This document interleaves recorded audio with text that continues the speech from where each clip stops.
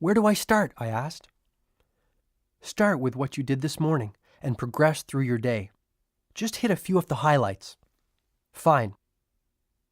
I woke up at 6:30 to the sound of my electric rooster, I joked. Get serious and keep going, Julian replied firmly. Okay, then I showered and shaved, gobbled down a waffle, and rushed off to work. And what about your family? They were all asleep. Anyway, once I got to the office, I noticed that my 7:30 appointment had been waiting there since 7, and boy was he furious. What was your response? I fought back. What was I supposed to do? Let him push me around? Okay. Then what happened? Well, things went from bad to worse. The courthouse called and told me that Judge Wildebeest needed to see me in his chambers, and if I wasn't there within 10 minutes, heads would roll. I rushed down to the courthouse and had another argument with one of the clerks. By the time I got back to the office, there were 27 phone messages waiting for me, all marked urgent. Need I go on? Please do. Well, on my way home, Jenny called me in the car and asked me to stop by her mother's house and pick up some of those amazing pies my mother-in-law is famous for. Problem was that when I took that exit, I found myself in the middle of a gridlock.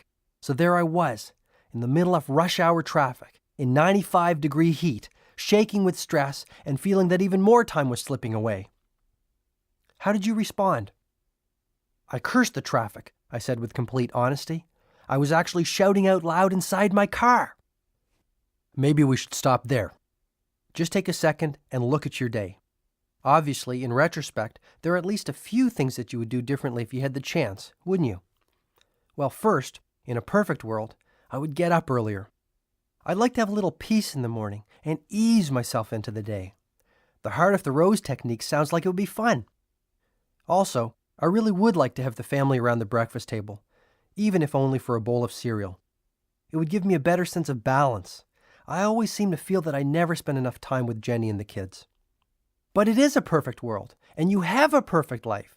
You do have the power to control your day. You do have the power to live your dreams, Julian observed, his voice rising. I am realizing this. I really am starting to feel that I can change. Great. Continue reflecting on your day, he instructed. Well, I wish I hadn't yelled at my client. I wish I hadn't argued with the court clerk. And I wish I hadn't screamed at the traffic. I think you now see the power of the ritual of personal reflection, Julian said.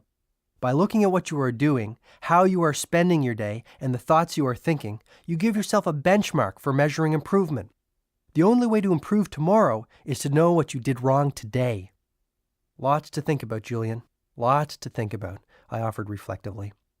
How about thinking about the sixth ritual for radiant living, the ritual of early awakening?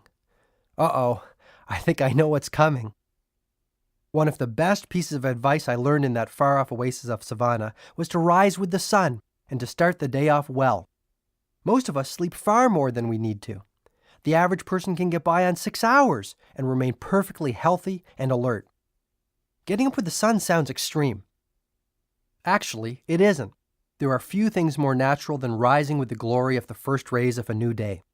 The sages believed that sunshine was a gift from heaven, and while they were careful not to overexpose themselves, they regularly had sun baths and often could be seen dancing playfully in the early morning sunshine. I firmly believe that this was another key to their extraordinary longevity. How do I build this ritual into my routine? Here are a couple of quick tips.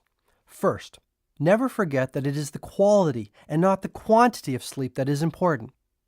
It is better to have 6 hours of uninterrupted deep sleep than even 10 hours of disturbed sleep. For example, Yogi Raman would never eat after 8 p.m.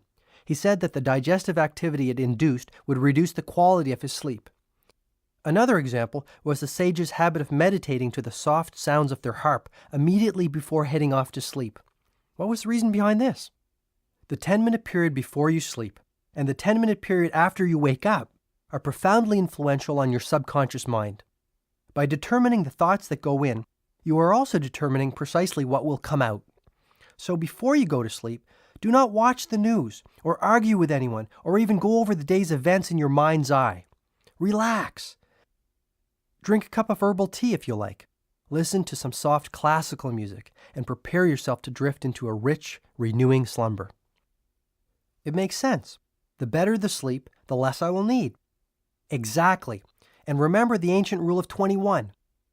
If you do anything for 21 days in a row, it will be installed as a habit. So stay with the early rising routine for about 3 weeks. By then it will be a part of your life. Within short order, you will be able to rise at 5:30 a.m. or even 5 a.m. with ease, ready to savor the splendor of another great day. Okay, so let's say that I am getting up every day at 5:30. What do I do? As I've suggested, the thoughts you think and the actions you take in the first 10 minutes after you wake up have a marked effect on the rest of your day. Think positive thoughts.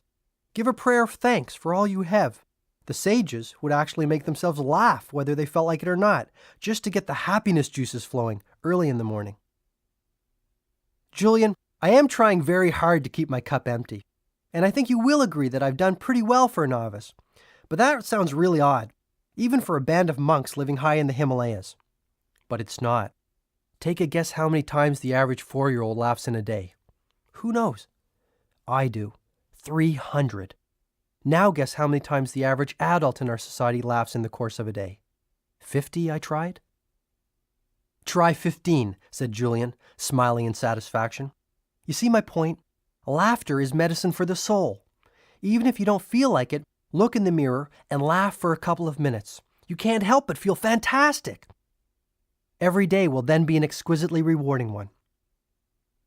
What do you do to start your day off on a positive footing? Actually, I have developed quite a sophisticated morning routine, which includes everything from the heart of the rose to drinking a couple of glasses of freshly squeezed fruit juice. But there is one strategy in particular which I would like to share with you. Sounds important. It is. Shortly after you have awakened, go into your sanctuary of silence. Get still and focused. Then ask yourself this question: what would I do today if this day was my last? Mentally list all the things you would do, the people you would call, and the moments you would savor. When you live every day as if it was your last, your life will take on a magical quality. And this brings me to the 7th of the rituals of radiant living, the ritual of music.